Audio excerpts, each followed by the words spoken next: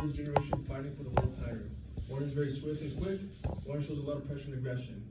In the world of boxing, there have been many different styles that have been grown throughout these past few centuries. Some are quick, some are patient, some show a lot of pressure, some show very good patience and pacing throughout the entire match. However, these many different types of styles have grown from the two main ancestors that have existed ever since the beginning of boxing itself, which includes inboxing and outboxing. As reference, I myself used to compete in boxing back in my earlier high school years and late middle school years, and hopefully I'd like to come back later on and hopefully compete in the Golden Glove division of welterweight, since I'm a 170 pounder. And with that out of the way, the main purpose of this speech is to distinguish and characterize between inboxing and outboxing, and also the most famous boxers that use these styles to its full potential. Now, at first, I'd like to start with inboxing, which is a very simple looking yet very complex style that requires a lot of aggression, pressure, and overall tenacity. According to the site Evolved MMA, many boxers who are good at infighting were forced to learn how to fight at close range due to circumstances out of their control. These circumstances include having short height, short limbs, and a blocky build.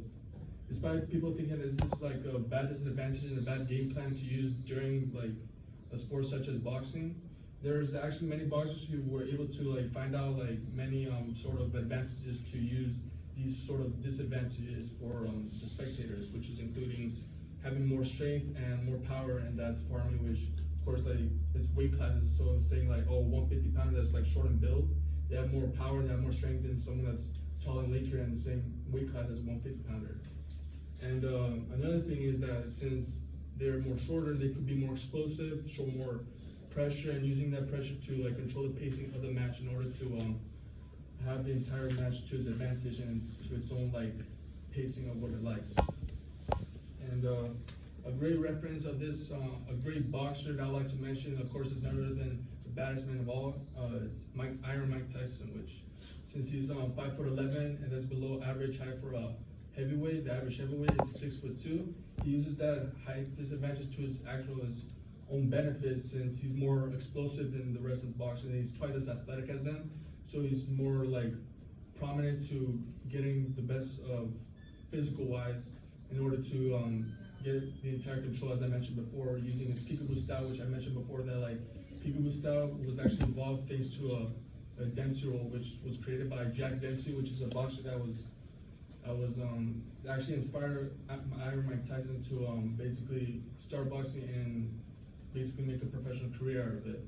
And with the peekaboo style, he's able to basically move side to side, attacking while defending and defending while attacking, which is a perfect combination of offense and defense, which he was able to use it and basically become the youngest champion ever in the heavyweight division in history. Now with inboxing out the way, I like to talk about outboxing, which is the polar opposite of inboxing, which is, as I mentioned before, inboxing is like rock. The outboxing style is more like water. It's more fluid, and basically is the entire idea of hitting and not getting hit. And according to ringside boxing, like the inboxer style, the outboxer style is also determined by the body of the user. These traits include short, small muscle frame, long wingspan, and a tall height.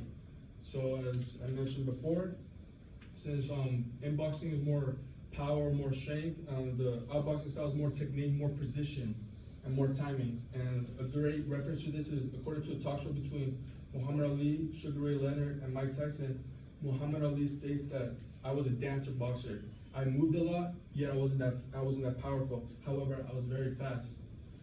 This captivates the entire idea of an outboxer, which basically is saying oh, I might not be that powerful, I might not be the strongest as my opponent, but I'm gonna use his power and his strength to my advantage to make sure that I'm the one hitting and I'm not the one getting hit. So as I mentioned before, inboxer uses movement to add pressure. The outboxer uses its arms, its limbs to its advantage to make sure it's like a ruler, to using it as make sure that they're the ones hitting and they're not the ones getting hit. And of course, as I mentioned before, the greatest reference I like to use as a perfect example of an outboxer, of course, is none other than Muhammad Ali, the greatest of all time.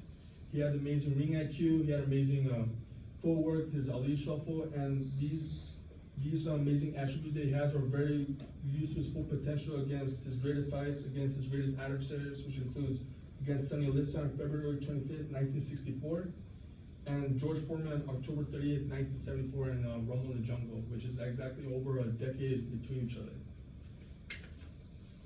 And in conclusion, I hope you guys have a better idea of distinguishing and being able to identify the differences between inboxing and outboxing. And despite these two styles being very different, like earth and water, it's able to create many champions and inspire many fighters to build up their own styles of their own.